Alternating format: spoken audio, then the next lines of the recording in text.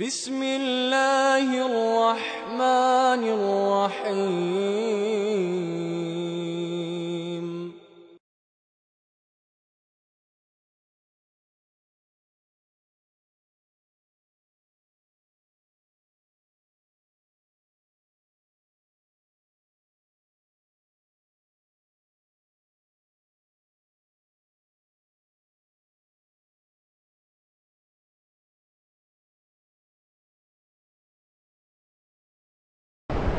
الحمد لله نحمده ونستعينه ونستغفره ونؤمن به ونتوكل عليه ونعوذ بالله من شرور أنفسنا ومن سيئات أعمالنا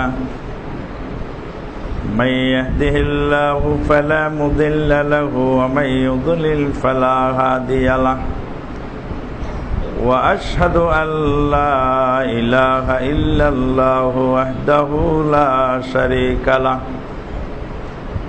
وأشهد أن محمدا عبده ورسوله صلى الله عليه وسلم الذي أرسله بالحق بشيرا ونذيرا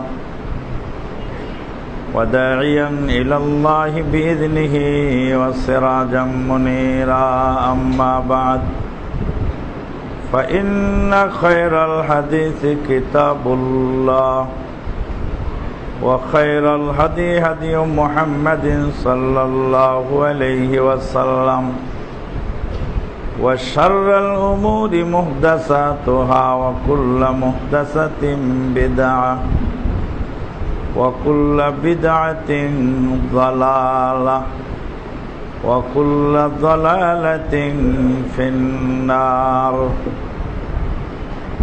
أما بعد فقد قال الله تبارك وتعالى في الكلام المجيد والفرقان الحميد بعد أعوذ بالله من الشيطان الرجيم يا أيها الذين آمنوا اتقوا الله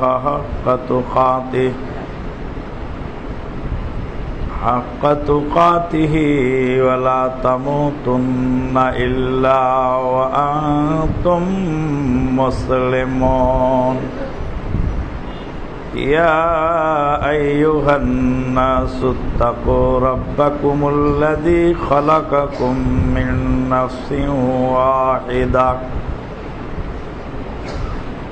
وخلق منها زوجها وبث منهما رجالا كثيرا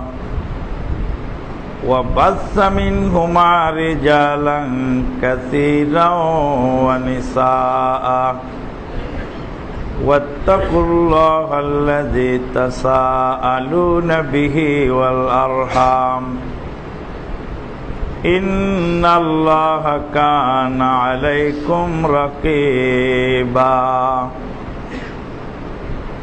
يا أيها الذين آمنوا اتقوا الله وقولوا قولا سديدا يصلح لكم أعمالكم ويغفر لكم ذنوبكم ومن يطع الله ورسوله فقد فاز فوزا عظيما وقال تعالى وكذلك جعلناكم أمة وسطا لتكونوا شهداء على الناس ويكون الرسول عليكم شهيدا وقال النبي الأمين صلى الله عليه وسلم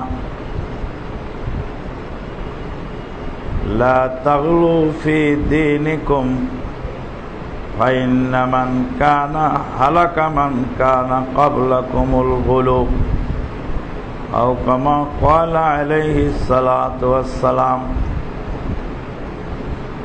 আল্লাহ পাকের অশেষ মেহেরবানিতে বিগত জুমাগুলিতে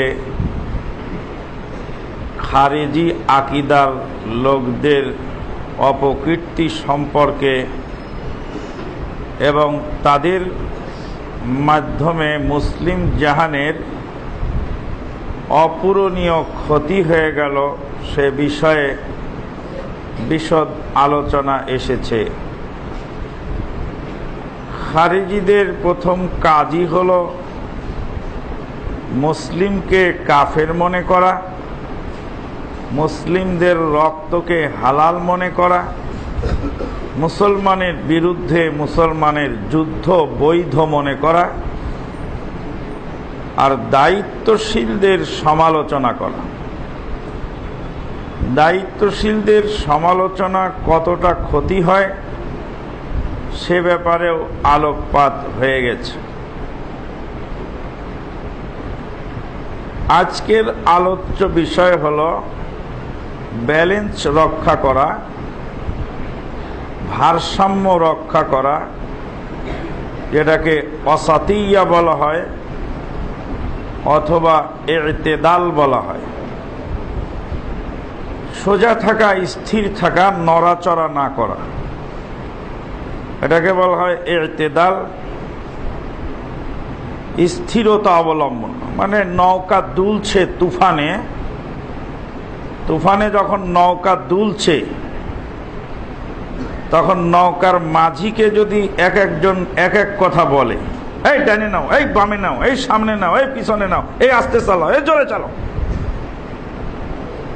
তাহলে শত শত যাত্রীর এই ভুল নির্দেশনা ওই তুফানের মধ্যে দিক বিদিক জ্ঞান শূন্য দিশেহারা মাঝি আরো দিশেহারা হয়ে যায়।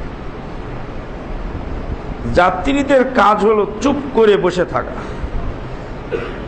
যত চুপচাপ বসে থাকবে, নড়াচড়া যত কম করবে, হাউতাস যত কম করবে, মাঝি এবং তার সহযোগীরা মিলে নৌকাটা কুলে ভিড়ানোর কাজ তাদের জন্য তত সহজ হবে।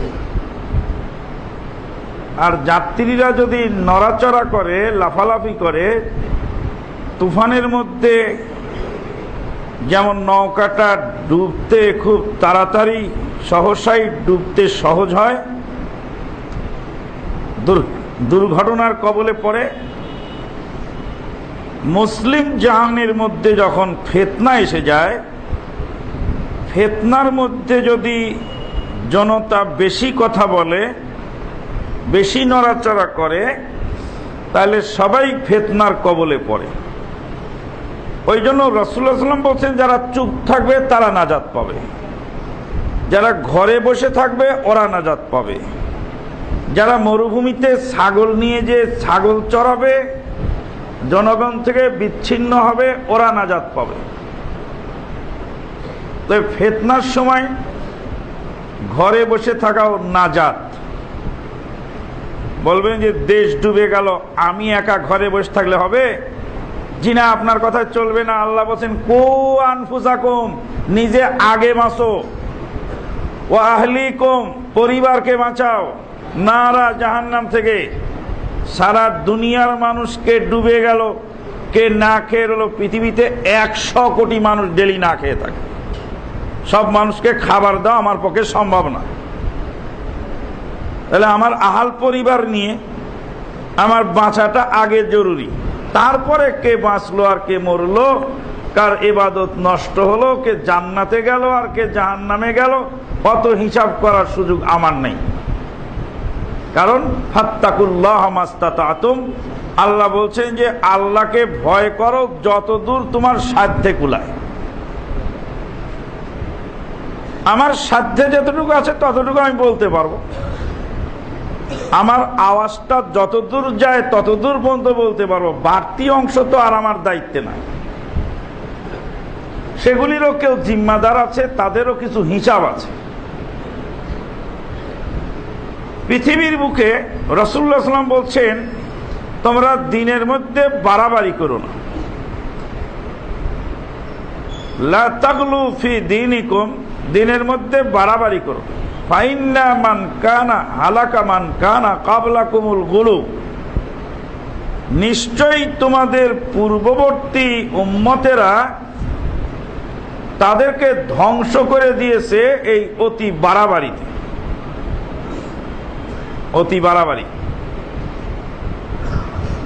গুলু একটা শব্দ আছে যে সম্পর্কে কিছু আলোচনা ইতিপূর্বেও হয়ে গেছে। তার বিপরীত আর একটা শব্দ হল জাফা। জাফা শব্দের অর্থ হল জুলুম করা, আর গুলু শব্দের অর্থ হল অতি ভক্তি। অতি ভক্তি আর অতি বিদ্বেষ, এই দুইটা জিনিসই মানুষকে ধ্বংস করে দেয়। পৃথিবীর বুকে যত জাতি ধ্বংস হয়েছে, আর এই ধ্বংসের ইতিহাসে যতগুলি কারণ উল্লেখ করা হয়, তার ভিতরে সবচেয়ে উল্লেখযোগ্য কারণ, যা সব জাতির ধ্বংসের ইতিহাসেই পাওয়া যায়, তা হলো এই গুলু আর জাফা। কাউকে বেশি ভালোবাসা আর কারো উপরে জুলুম করা। কারো উপরে অতি নির্ভরশীল হওয়া, আর কারোর সাথে বিদ্বেষ পোষণ করা। শত্রু এবং মিত্র দুইটা যখন আমি আপনি পার্থক্য করতে পারবো না, তখন শত্রুর কাছে গিয়ে আশ্রয় নেব, আর মিত্রকে দুর্ব্যবহার করে দূরে সরিয়ে দেব, পাশাপাশি গিয়ে দেখব যে আমি ক্ষতিগ্রস্ত হয়ে গেলাম। সব ইতিহাসের ভিতরেই তা রয়ে গেছে।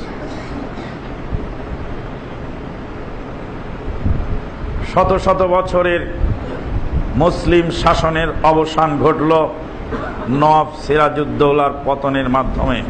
আপন খালা ঘসেটি বেগমকেও সে নিজের পক্ষে রাখতে পারে। আপন খালাকে যখন পক্ষে রাখতে পারলো না যে লোক, সে লোকের দুর্গতি ছাড়া তার কিছু নেই। আপন খালা ঘসেটি বেগম, তাকেও সে পক্ষে রাখতে পারে। মীর জাফর আলী খাঁ, জাফর নামটা বড় চমৎকার। বংশের নাম হলো মীর। মীর জাফর আলী খাঁ, এপারে মীর আর ওপারে খাঁ। মীর জাফর আলী খাঁ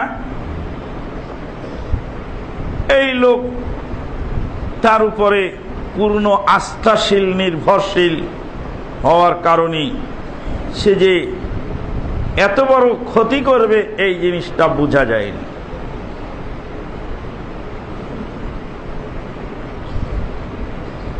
মূর্খ বন্ধুর চেয়ে শিক্ষিত শত্রু অনেক ভালো, এরকম একটা প্রবাদ আছে। কারণ শিক্ষিত শত্রু দেখছে আপনার ছেলেটা ডুবে যাচ্ছে, শিক্ষিত লোক ভাববে যে লোকটার সাথে আমার শত্রুতা আছে, কিন্তু ওর ছেলের সাথে তো নাই। বাচ্চাটা তো নাবালক শিশু, অবুঝ, ওর সাথে তো আমার কোনো শত্রুতা নেই।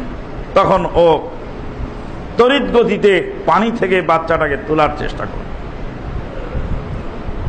আর মূর্খ বন্ধু সে চেষ্টা করবে যে ওর বাপকে আগে খবর দেই, ছেলেটা ডুবে মারা যাচ্ছে, ওটা আমি আবার তুলতে গেলে কি হয় না হয়, তোর বাপকে খবর দেই, যার ছেলে সেই উঠাক। শেষে যদি আমাকে বলে তুমি তুলতে যায় মেরে ফেলছো, তো কাজে ওর বাপকে খবর দিতে গেল, এর মধ্যে ছেলে ডুবে জান বেরিয়ে গেল। যারা চাটুকারিতা করে ওরাও ক্ষতি করে। যে আপনার পক্ষের লোক সে আপনার ক্ষতি করে, কিভাবে করে আপনি বোঝেন না। তা আপনার প্রতিপক্ষের সাথে দ্বন্দ্ব হচ্ছে, আপনার পক্ষ অবলম্বন করে প্রতিপক্ষকে এক ঘুষি মেরে দিল।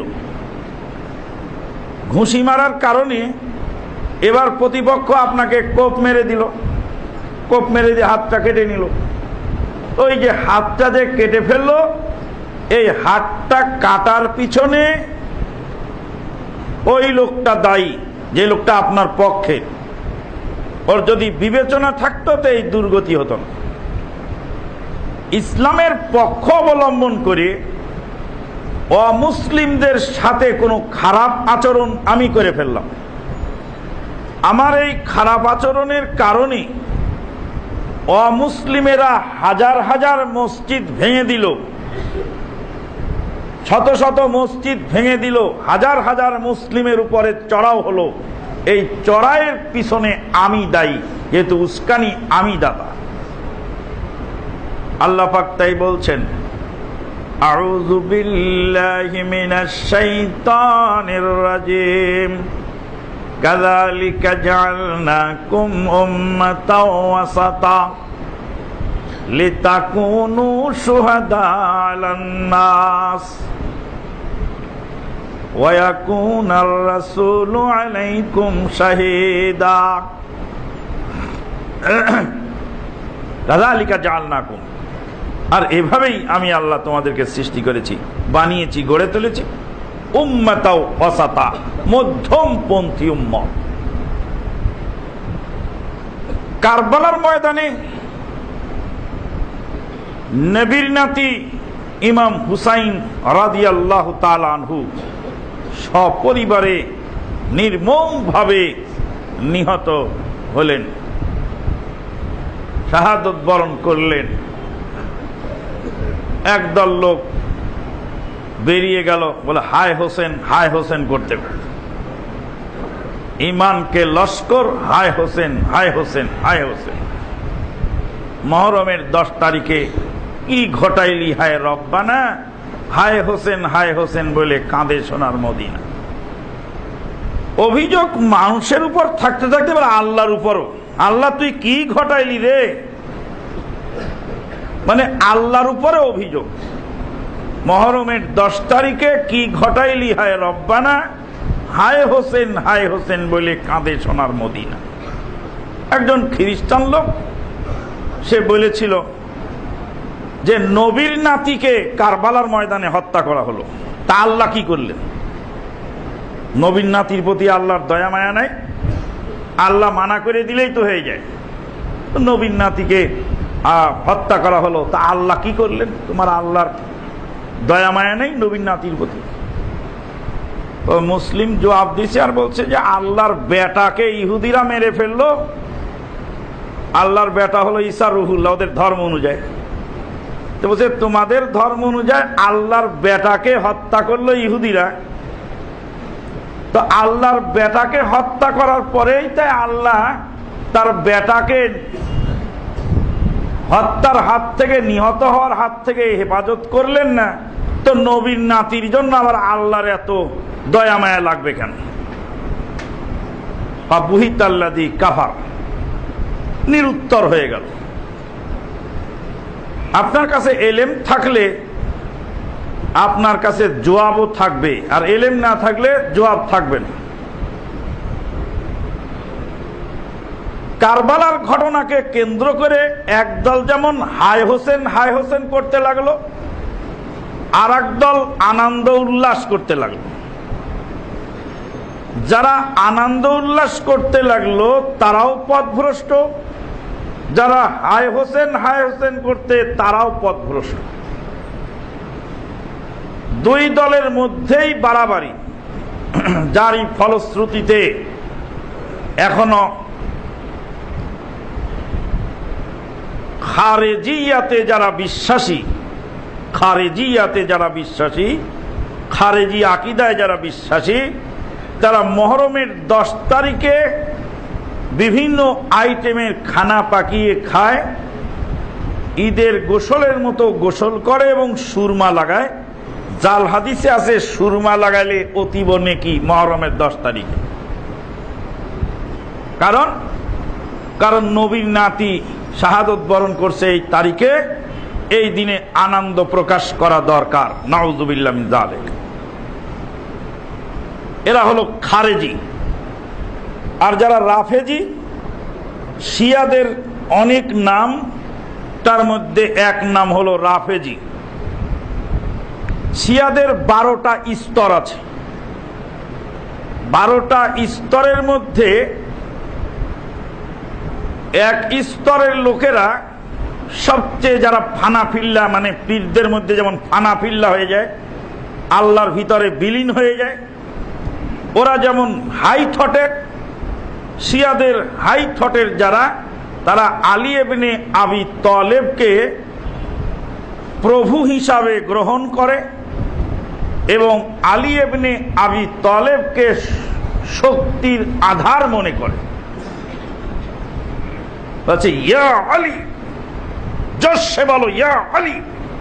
শক্তিশালী কোন জিনিস তুলতে হলে ইয়া আলী বলে তুললে আলী রাদিয়াল্লাহু তাআলা শক্তি যোগায়। আমরা ছোটকালে এরকম করেছি, কোন ভারী জিনিস তুলতে ইয়া আলী, জোরসে বলো ইয়া আলী। নাউযুবিল্লাহ মিন যালিক। আর ইসলামিক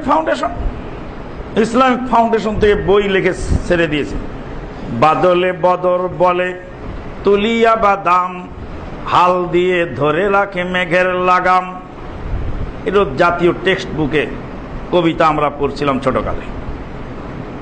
বাদলে বদর বলে তুলিয়া বাদাম, হাল দিয়ে ধরে রাখে মেঘের লাগাম।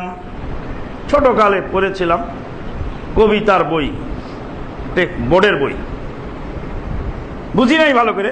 ইসলামিক ফাউন্ডেশনের ওই বই, নাম তার নবী আউলিয়াদের কিচ্ছা শোনো।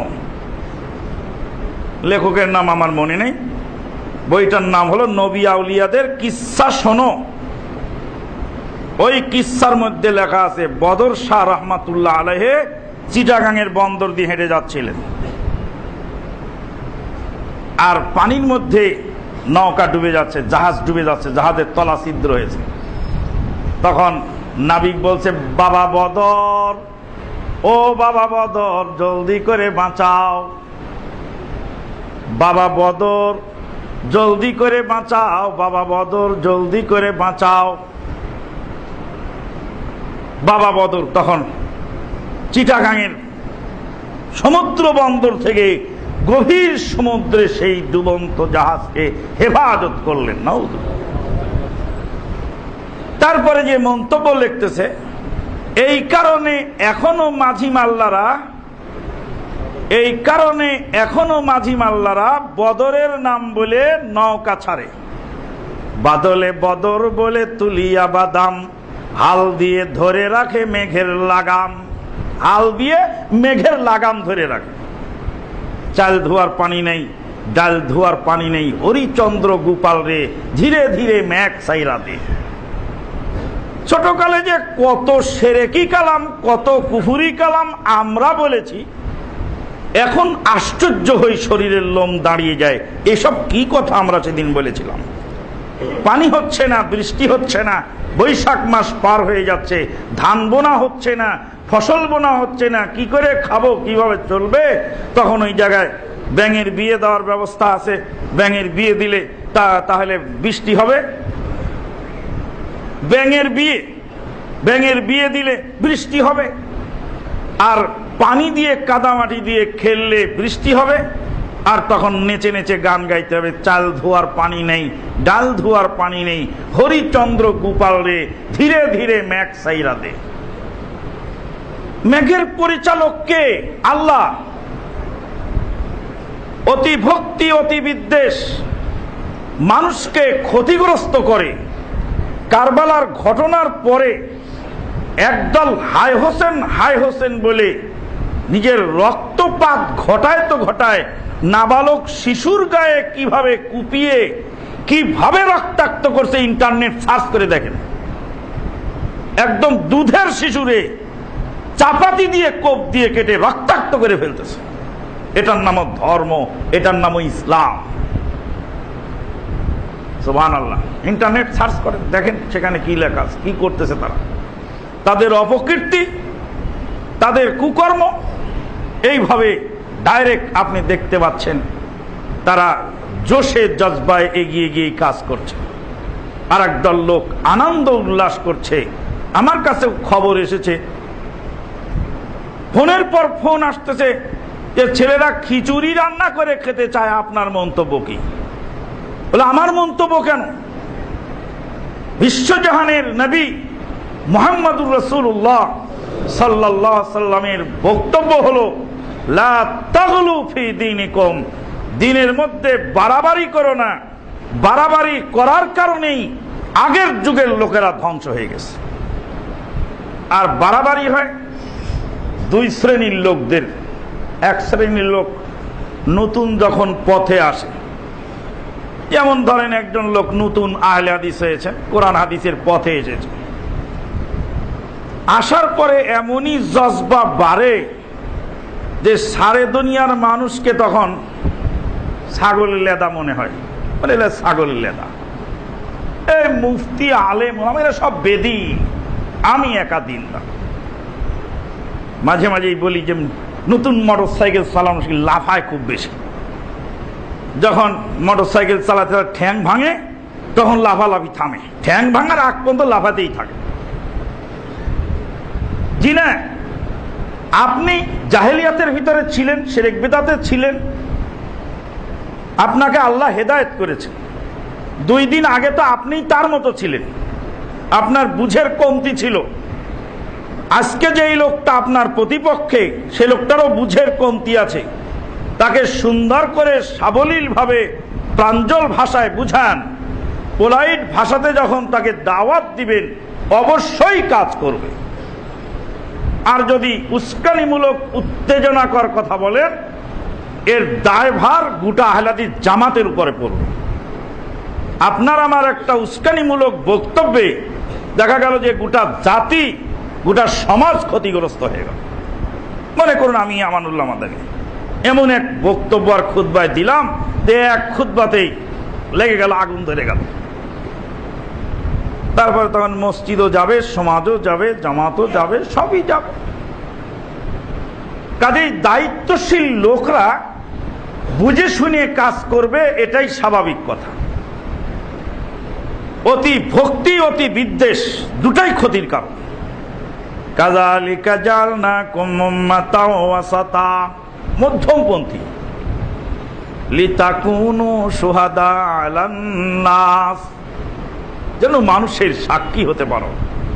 ওয়া ইয়াকুনার রাসূলু আলাইকুম শাহীদা।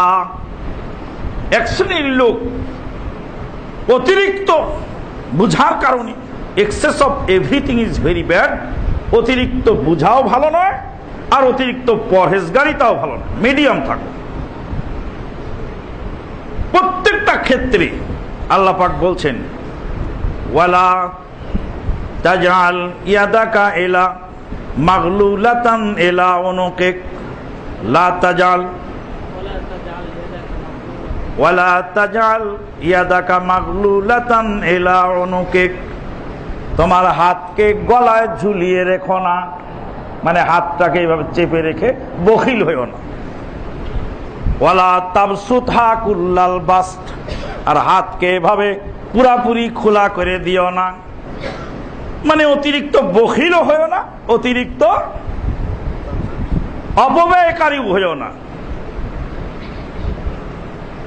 মধ্যম পন্থা অবলম্বন করো, খরচের দিক দিয়ে মধ্যম পন্থা অবলম্বন করো, পরহেজগারিতার দিক দিয়ে মধ্যম পন্থা অবলম্বন করো, কথার দিক দিয়ে মধ্যম পন্থা অবলম্বন করো, বিচার বিবেচনার দিক দিয়ে মধ্যম পন্থা অবলম্বন করো। শিয়াদের আকীদায় ঢুকো না, খারিজিদেরটায় ঢুকো না, মুরজিয়াদেরটায় ঢুকো না, খারিজিদেরটায় ঢুকো না, কাদারিয়ারটাও ঢুকো না, জাবারিয়ারটাও ঢুকো না। তাহলে মধ্যম পন্থা অবলম্বন করো, এই মধ্যম পন্থাই নাজাতের পথ। 2 নম্বর, হাঁড়ির চেয়ে চামচ গরম। আর একটা আছে হাঁড়ির চেয়ে চামচ গরম। প্রত্যেকটা দায়িত্বশীলের আশেপাশে যারা থাকে এদের নাম হলো আরবিতে বলা হয় বেতানা, সহযোগী। আল্লাহ রাব্বুল আলামিন বলেন লা তাত্তাখিযু বিতানাতাম মিন দুনিকুম ইয়ালুনাকুম খাবালা, লা ইয়ালুনাকুম খাবালা। ওয়াদ্দু মা আনিতুম কাদ বাদাতিল বাগদাউ মিন আফওয়াহিহিম ওয়া মা তুখফি সুদুরুহুম আকবার লা তাত্তাখিযু বিতানাতাম মিন দুনিকুম লা ইয়ালুনাকুম খাবালা লা তাত্তাখিযু বিতানাতাম মিন দুনিকুম, নিজস্ব লোক ছাড়া আশেপাশে ভিড়তে দিও না। আশেপাশের লোকগুলোকে দায়িত্বশীল লোক নিয়োগ করো। হাঁড়ির চেয়ে যদি চামচ গরম হয়ে যায় তো হাত তো পুড়বেই। খতিবের চেয়ে যদি মুসল্লি গরম হয় তো বিশৃঙ্খলা তো লাগবেই। উস্তাদের চেয়ে যদি শাগরেদ গরম হয় তো গোলমাল তো হবেই। বাপের চেয়ে যদি বেটা গরম হয় তাহলে গোলমাল তো লাগবেই, সমস্যা তো সৃষ্টি হবেই। শাগরেদের চেয়ে উস্তাদ গরম হওয়া, উস্তাদের চেয়ে শাগরেদ গরম হওয়া স্বাভাবিক, কিন্তু ব্যালেন্স রক্ষা করবে উস্তাদ। শাইখুল ইসলাম ইমাম ইবনে তাইমিয়া যাচ্ছেন তাতার বাহিনীর ভিতর দিয়ে। তাতার বাহিনীর মদ্যপেরা ঝোপের আড়ালে বসে বসে মদ পান করছে। শাইখুল ইসলাম ইমাম ইবনে তাইমিয়া উনি হেঁটে যাচ্ছেন, ডানে বামে লক্ষ্য না করে দ্রুত গতিতে সামনের দিকে চলে যাচ্ছে। পিছনে শাগরেদরা আছে, বলছিলাম যে হাঁড়ির চেয়ে চামচ গরম। এবার শাগরেদরা বলছে, বেটারা মদ পান করো কেন, ফেলে দাও মদের বোতল। শাইখুল ইসলাম ইমাম ইবনে তাইমিয়া বললেন, ছেড়ে দাও ছেড়ে দাও, এরা মদ পান করে জঙ্গলের মধ্যে ঝোপের আড়ালে মাতাল হয়ে চুর হয়ে পড়ে থাকুক, এদের হাত থেকে মদের বোতল ছিনিয়ে নিলে মদের নেশায় এরা পাগল হয়ে যাবে, উন্মাদ হবে।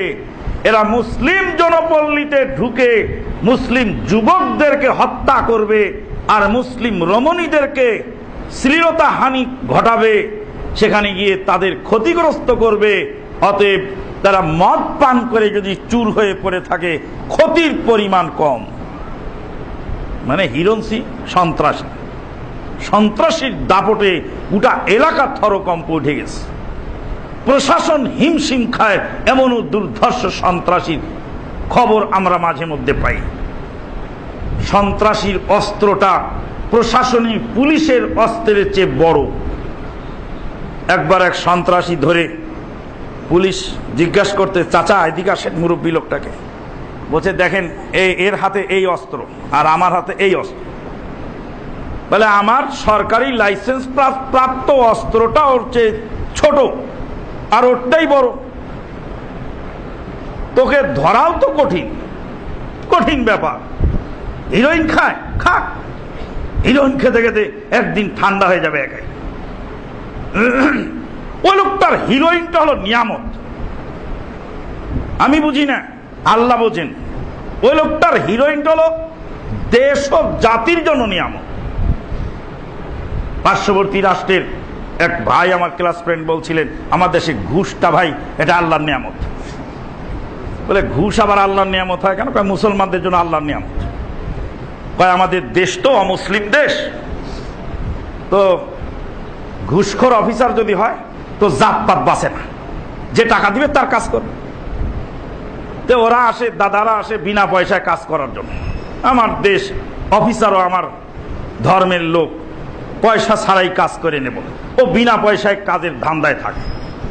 আর মুসলমানরা চিন্তা করে যে এটা তো আমাদের দেশ হলেও আমরা তো এখানে পরবাসী, এখানে আমাকে ঘুষ না দিলে হবে না। কাজেই ওরা আগে থেকেই মোটা অঙ্কের ঘুষ দিয়ে কাজটা বানায় নিয়ে যায়। আর যারা ঘুষ খায় ওরা জাতপাত বোঝে না। এমনকি নিজের আত্মীয়কে কাজটা দিলে যদি ঘুষ না পাওয়া যায় বুঝতে পারে, তখন বলবে যে এই কাজে সমস্যা আছে, বলে ওকে ডাইভার্ট করে দিয়ে আর একজন কাছে ঘুষ খেয়ে তাকে দিয়ে দিবে। বলছে, ঘুষ যদি আমাদের দেশে বন্ধ হয়ে যায় তাহলে মুসলমানেরা কাজই পাবে না। বিনা পয়সায় দেবো তো জাত ভাইকে দেবো, ওকে দেবো কেন? নেরার জাতিকে দেবো কেন? মানুষ বোঝে না। শাইখুল ইসলাম ইমাম ইবনে তাইমিয়া রাহিমাহুল্লাহ বললেন, ওরা মদ খাচ্ছে, ওদেরকে বাধা দিও না। আমার খুব ভয় লাগে আজকাল কথা বলতে, কারণ আমাদের অনেক বন্ধু বান্ধব আছেন হয়তো নেটের মধ্যে বলবেন, এই দেখো আমানুল্লাহ মাদানী বলছে ওরা মদ খাচ্ছে, ওদেরকে বাধা দিও না। এটা শাইখুল ইসলাম ইমাম ইবনে তাইমিয়া রাহিমাহুল্লাহর বক্তব্য। যখন দুইটা সমস্যা আসবে, তার মধ্যে একটা অধিকতর গুরুতর, তাহলে ছোট সমস্যাটাকে তুমি মেনে নাও, যাতে গুরুতর সমস্যাটা সামনে আসতে না পারে। আশেপাশের লোকেরা গরম করে তোলে দায়িত্বশীলদেরকে।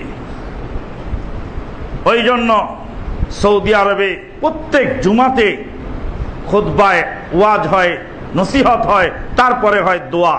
দোয়ার মধ্যে বলা হয়, আল্লাহুম্মা আসলিহ আইম্মাতানা, হে আল্লাহ তুমি আমাদের দেশের রাষ্ট্রপতিকে, আমাদের দেশের দায়িত্বশীলদেরকে তুমি সংশোধন করে দাও। ওয়াউলাতা উমুরিনা, আমাদের নেতা এবং দায়িত্বশীলদেরকে সংশোধন করে দাও। ওয়ারযুকহুম বিতানাতান সালিহাতান ইয়া আরহামার রাহিমিন, হে আল্লাহ তাদেরকে উত্তম সঙ্গী জুটিয়ে দাও। উত্তম সঙ্গী যখন পাশে থাকে তখন মানুষের ব্যালেন্সটা ঠিক থাকে। দুইজন বন্ধু, একজন ক্রেজি আর একজন ধৈর্যশীল। আপনি আছেন, রাগ উঠেছে, একটা লোককে ঘুষি মারার জন্য খুব চেষ্টা করতেছে।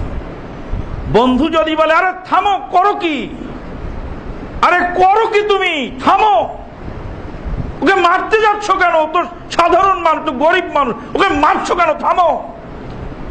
বন্ধুর এই কথায় আপনার রাগটা দমন হয়ে গেল। আর পিছনের বন্ধু যদি বলে, আরে মার, মেরে আগে কথা বল, এখনো মারিস নাই, সঙ্গে সঙ্গে ঘুষিটা পড়ে গেল।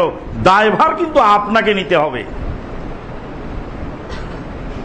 পাশের লোকেরা আপনাকে উস্কানি দেয়, ক্ষতিগ্রস্ত করে।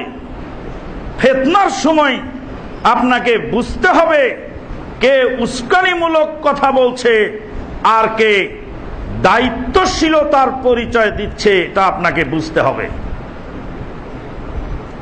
ওসমান রাদিয়াল্লাহু তাআলা আনহু নির্মমভাবে নিহত হলেন। ওসমান রাদিয়াল্লাহু তাআলা আনহুর বিচারের জন্য মুয়াবিয়া বিন আবি সুফিয়ান রাদিয়াল্লাহু তাআলা আনহু, যিনি কাতেবে ওয়াহি, ওয়াহির লেখক, কোরআনের উপরে চ্যালেঞ্জ গ্রহণ করা তাদের সম্ভব হয়নি। কোরআনের বিরুদ্ধে কথা বলার সম্ভব তাদের হয়নি। কোরআনের সূরার মতো সূরা আনা সম্ভব হয়নি। কোরআনের যিনি লেখক, কাতেবে ওয়াহি, তার চরিত্রে যদি কলঙ্ক লেপন করা যায় তাহলে কোরআনের ভিতরে সন্দেহ ঢুকানো সহজ। যিনি কোরআনকে লিপিবদ্ধ করেছেন, কাতেবে ওয়াহি, তার আখলাকটা ছিল এমন, নাউযুবিল্লাহ মিন যালিক। উসমান ইবনে আফফান রাদিয়াল্লাহু তাআলা আনহু পাথরের খণ্ড থেকে এনে, খেজুরের ডাল থেকে এনে, চামড়ার উপর থেকে এনে 7 কেরাতের মধ্যে 6 কেরাতকে বিলুপ্ত করে কুরাইশি কেরাতে কোরআনের ফাইনাল কপি তৈরি করে গোটা মুসলিম বিশ্বে পাঠিয়ে দিলেন, যার এক খণ্ড নাকি এখনো তাশখন্দের লাইব্রেরিতে জমা আছে। ওসমান ইবনে আফফানের জামানায় হাতের লেখা কোরআন মাজিদ, তার জের জবরও পরিবর্তন হয়নি। ওসমান ইবনে আফফান সম্পর্কে সমালোচনা, মুয়াবিয়া রাদিয়াল্লাহু তাআলা আনহু সম্পর্কে সমালোচনা। সমালোচনা মানে হলেই যে ইসলামকে ক্ষতিগ্রস্ত করা। তাই ইমাম শাবি রাহিমাহুল্লাহ বলছেন, ইমাম শাবি রাহিমাহুল্লাহ বলেন, হাউলাই ইউরিদুনা আইয়াতানু শুহুদানা ওয়া তানু বিহিম আওলা ওয়া হুম জানাদিকা। ওরা চায় আমাদের সাক্ষীদেরকে ক্ষতিগ্রস্ত করতে এবং তাদের সমালোচনা করতে। সমালোচনা পাওয়ার উপযুক্ত তারাই, তারা হলো জিন্দিক, তারা হলো বেঈমান। যারা সাহাবীদের সমালোচনা করে তারা জিন্দিক, তারা বেঈমান। যারা সাহাবীদের সমালোচনা করে তারা জিন্দিক, তারা বেঈমান। ইমাম শাফিঈ রাহিমাহুল্লাহ বলছেন, যারা সাহাবীদের সমালোচনা করে তারা জিন্দিক, তারা বেঈমান। হতভাগা ওই মুফতি সাহেব বলছেন বগলে পুতুল নিয়ে আসতেন সাহাবায়ে কেরাম। হতভাগা ওই ইমাম, যে ইমাম বলছেন বগলে পুতুল নিয়ে আসতেন। হতভাগা ওই বক্তা, যেই বক্তা বলছেন রাসূল সাল্লাল্লাহু আলাইহি ওয়াসাল্লামের জামানায় বগলে পুতুল নিয়ে আসতেন, তাই রফুল ইয়াদাইন করতে বলা হলো। যারা সাহাবীদের সমালোচনা করে তারা জিন্দিক, তারা বেঈমান। ইমাম শাফিঈ রাহিমাহুল্লাহর বক্তব্য। বন্ধুগণ, ওসমান ইবনে আফফান নির্মমভাবে শাহাদত বরণ করলেন। বিচার চাই, বিচার চাই, বিচার করতে হবে। মুআবিয়া রাদিয়াল্লাহু তাআলা আনহুর দাবি, আগে বিচার করো, তারপরে তোমার হাতে বায়াত করব। আলী রাদিয়াল্লাহু তাআলা আনহু বলছেন, আগে বায়াত করো, আমার সাথে হাত মিলাও, তারপরে দেখি বিচার কিভাবে করা যায় না যায়, পরে চিন্তা করতেছি। আরে উসমান হত্যার বিচার আগে করো, তারপরে তোমার হাতে বায়াত করব। ঐতিহাসিকগণ এসে মুআবিয়া রাদিয়াল্লাহু তাআলা আনহুকে প্রশ্ন করলেন, মরণোত্তর প্রশ্ন। মরণোত্তর প্রশ্ন করে বললেন যে আলী রাদিয়াল্লাহু তাআলা আনহু ক্ষমতাসীন, মুসলিম জাহানের খলিফা হলেন, ওসমান রাদিয়াল্লাহু তাআলা আনহু নিহত হলেন, তার বিচার তো আলী রাদিয়াল্লাহু তাআলা আনহু করতে পারলেন না বা করলেন না। আপনি যখন খেলাফতের দায়িত্ব নিলেন, আপনি করলেন না কেন? আপনি করলেন না কেন? বিরোধী দলে গেলে কয় দ্রব্য মূল্যের দাম কমাও, তা আপনি যখন সরকারে থাকেন তখন কমান না কেন? বিরোধী দলে গেলে বলে মদের লাইসেন্স বাতিল করো, আপনি যখন সরকারে থাকেন তখন 8টা কোম্পানিকে লাইসেন্স দেন কেন? তার মানে দাবি করা সহজ, কিন্তু পূরণ করা কঠিন। আমার ছেলে আমার কাছে অনেক কিছু চায়, আমি কোনোটা ইচ্ছা করে দেই না, কোনোটা অপারগতায় দেই না।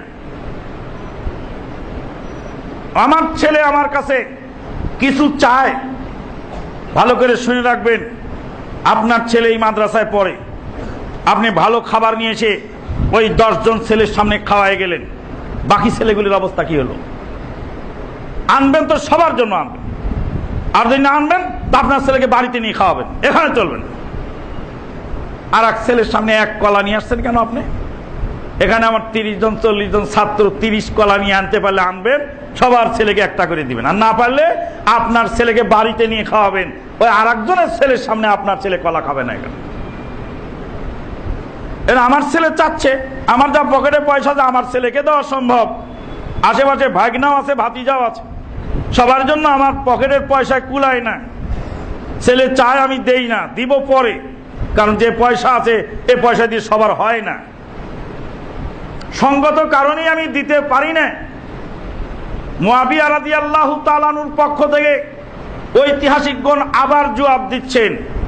জবাব দিয়ে বলছেন, শোনো, মুআবিয়া রাদিয়াল্লাহু তাআলা আনহু বেঁচে থাকলে জবাবটি এমন হতো যে যেই কারণে আলী ইবনে আবি তালেব রাদিয়াল্লাহু তাআলা আনহু উসমান রাদিয়াল্লাহু তাআলা হত্যার বিচার করেন নেই বা করতে পারেন নেই, সেই কারণে আমিও করি নাই বা পারি নাই।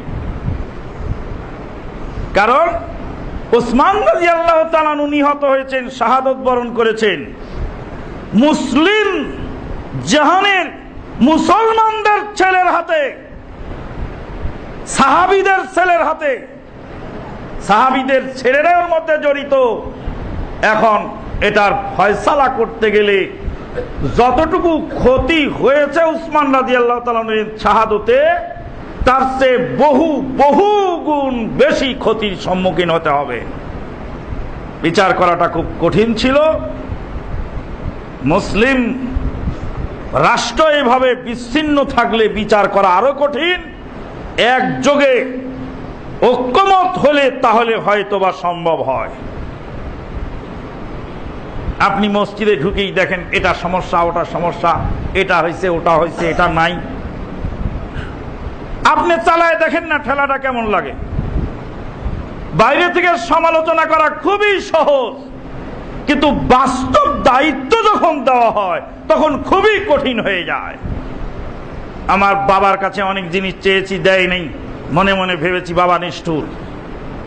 এখন বাপ হওয়ার পর আমি বুঝতে পারি যে বাপ হওয়া কত কঠিন। বিরোধিতা করা সহজ, সমালোচনা করা সহজ, কাজে পরিণত করা খুবই কঠিন। আমি তখন এক মাদ্রাসার ভাইস প্রিন্সিপালের দায়িত্বে, একজন টিচার এসে এটা একটা রুটিন হলো, আমার সামনে বলে এটা একটা রুটিন হলো। রুটিনটাও ছেলেটার পছন্দ হয়নি। ও 2 দাঁতের বাছুর, ওর বয়স কম, 2 দাঁতের বাছুর লাফায় বেশি, ওর সাথে যদি বুড়া গরুটাও লাফায় তাহলে তো হবে না। ওই যে মাঝখানে একটা মেরের গরু থাকে, আর সবগুলা 2 দাঁতের বাছুরে 0 পয়েন্টে ধরে রাখে, ধান মারাই করার সময় আপনারা আগে দেখেছেন ওরকম একজন মুরব্বী থাকে 0 পয়েন্টে ধরে রাখে। এটা একটা রুটিন হলো। ওর সাথে জবাব দিলে তো আমি প্রিন্সিপালের দায়িত্বে, তা আমার তো আর চলে না। আমি চুপ করে থেকে গেলাম, কথাটা শুনেও না শোনার ভান করলো। সামনের রুটিনের দিন ডাকলাম ছেলেটাকে, বাবা রুটিনটা তো আবার পুনরায় করতে হয়, তা একটু তুমি দায়িত্ব নাও। স্যার আমি একা পারবো না। তা আর কাকে নিবা? নাও, সলিমুল্লাহকে নাও, তারপরে আবুজার সাহেবকে নাও, নিয়ে করো রুটিন। সাবজেক্ট মেলে তো ঘন্টা মেলে না, ঘন্টা মেলে তো টিচার মেলে না। রুটিন মিলানো খুব কঠিন কাজ। সাবজেক্টেও মিলতে হবে, ঘন্টাও মিলতে হবে, আর টিচারেও মিলতে হবে। একই টিচারের এক টাইমে 2 ঘন্টা দেওয়া যায় না, একই ক্লাসে 2 টিচারকে 2 সাবজেক্ট দেওয়া যায় না। তাহলে ঘন্টা মেলে তো সাবজেক্ট মেলে না, সাবজেক্ট মেলে তো টিচার মেলে না। মিলাইতে মিলাইতে যখন সেদা বেদা হয়ে গেছে তখন ফেলে দিয়ে গেছে, এক্সকিউজ মি স্যার, আমার দ্বারা সম্ভব না। সমালোচনা করছিল কেন? কালকে বলছিল কেন চালাও, চালায় দেখো। গাড়ি চালাচ্ছেন ড্রাইভার, গাড়িটা লড়বড়ে গাড়ি, গাড়ির সমস্যা নানান। আর একজন বলছে, ওই ড্রাইভার গরুর গাড়ি চালাও নাকি? তো গাড়ি কতক্ষণ আশ্রয় ধাশ্রয় চালাইলো, ওই ড্রাইভার পাগল হয়ে গেলে নাকি? জটিল ব্যাপার। গাড়িটা আমার চোখের দেখা, গাড়িটা সাইড করে থামায় দিল ড্রাইভার, থামায় দিয়ে বলে, এই অমুকের বাচ্চাকে চিল্লা চিল্লি করে দিকা, গাড়ি চালায় দেখা কেমন করে চালাতে হয়। আমার গাড়ির ফিটনেস, আমার গাড়ির কন্ডিশন আমি ভালো বুঝি, কিভাবে চালালে ভালো চলবে ওটা আমি ভালো বুঝি। ওই জন্য রাসূলুল্লাহ সাল্লাল্লাহু আলাইহি ওয়াসাল্লাম বলছেন, বাইরের আগন্তুক এখানে দাঁড়াবে না অনুমতি ছাড়া। আমার মসজিদের মুসল্লির তবিয়ত আমি বুঝি, এখানে ইমামতিতে আমি দাঁড়াবো, ইমাম দাঁড়াবেন, বাইরের আগন্তুক এসে হয় লম্বা সূরা পড়বেন, না ছোট সূরা পড়বেন, লাগবে সমালোচনা। আমার গাড়ির কন্ডিশন আমি বুঝি, আমার পরিবারের কন্ডিশন আমি বুঝি, আমার মসজিদের কন্ডিশন আমি বুঝি, আমার প্রতিষ্ঠানের কন্ডিশন আমি বুঝি। আপনারটা আপনি বোঝেন। সমালোচনা করা সহজ, কিন্তু বাস্তবায়ন করাটা খুবই কঠিন।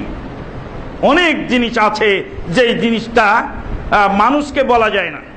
পাবলিকরে যদি বলা যায় এই গাড়ির ব্রেকে ঠিক মতো কাজ করতেছে না, পাবলিক বলবে যে আমাদের টাকা দেন, আমরা তাড়াতাড়ি নেমে যাই, এই কাজ যা যাবে না এই গাড়িতে। ও বেচারা তো কোনো মতো লড়ো বড়ো করে নিয়ে চলে যাচ্ছে।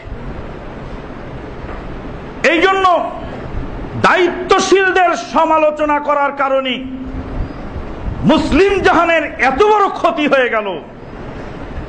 দায়িত্বশীলদের সমালোচনা হবে গোপনে, তাদের কাছে, যার কথা তার কাছে পৌঁছাতে হবে। আল্লাহ পাক আমাদেরকে ফিতনা থেকে মুক্ত হওয়ার তৌফিক দান করুন। ফিতনা বড় ভয়াবহ আকার ধারণ করছে, যা শিক্ষিত জ্ঞানীগুণী লোক সব বুঝতে পারছেন। গোটা বিশ্ব উত্তপ্ত হয়ে পড়েছে, গোটা দেশ উত্তপ্ত হয়ে পড়েছে। কি ধরনের ঘটনাগুলি ঘটে যাচ্ছে একটার পর একটা, কে বা কারা ঘটাচ্ছে, যেই ঘটাক না কেন এতে আপনার আমার সামনের দিকের অবস্থান যে বড় জটিল ও কঠিন এবং ভয়াবহ দিন আপনার আমার জন্য অপেক্ষা করছে। কাজে জবান চালাতে হবে হিসাব করে, কাজ করতে হবে হিসাব করে। দুনিয়ার ফিতনায় জড়িয়ে পড়া এটা একটা সহজ ব্যাপার না, হয় কিছু জেল জুলুম জরিমানা হয়ে গেল, কিন্তু খারেজিয়াত আকীদা নিয়ে যদি আমার আপনার মৃত্যু হয় আর পরকালে নাজাত যদি ব্যাহত হয়, তাহলে এর চেয়ে আর ক্ষতিগ্রস্ত হওয়ার কোনো পথ নাই। আল্লাহ পাক হেফাজত করুন। ওয়া আখিরু দাওয়ানা আনিল হামদুলিল্লাহি রাব্বিল আলামিন।